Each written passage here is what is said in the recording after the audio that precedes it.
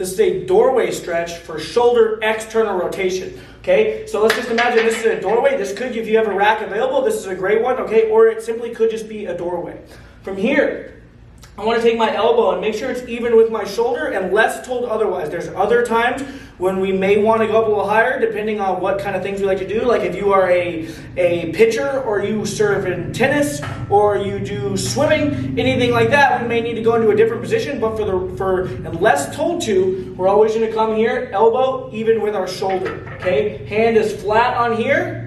I will then grab what's called a split stance. So I'm going to take my toe, the leg that's closest to the rack or the wall. I'm going to take my toe and I'm going to get on the ball of my foot. The reason for that is just going to be easier for me to hinge into it. So when I do this, what I'm actually changing is I'm changing my body orientation to my limb. So I'm not changing my limb orientation. I'm actually going to leave my limb right where it is and I'm going to change my body's position, okay? So I grab this split stance here.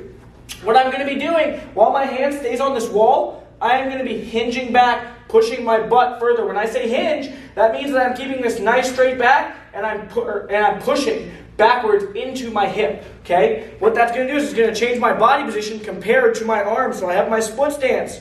From here, I'm going to start to hinge back, keeping my chest nice and up. If I had words, you'd be able to read them on my shirt. Okay? From here, I'm going to rest and relax for the prescribed amount of time, sinking into the stretch. Then, I will then apply pails and rails. So what my pail is I'm going to take my arm and I'm going to do this into it, okay? But, because the rack is in the way, nothing is actually going to move. Then for my rails, I'm going to try to pull my arm off of the rack. But what's actually going to happen is I'm going to be able to sink and hinge my hips backwards a little bit more. So hand here, split stance.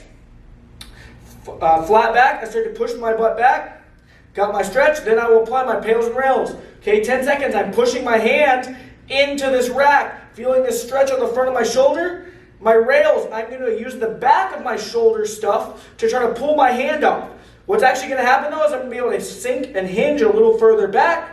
That stretch gets more intense and I relax. If you cramp here, that's totally normal. We're not used to our shoulder working as external rotation muscles in short range. Okay? So then I relax. Then I do my second round. Pails. Hand gets pushed into here. I'm trying to push it forward.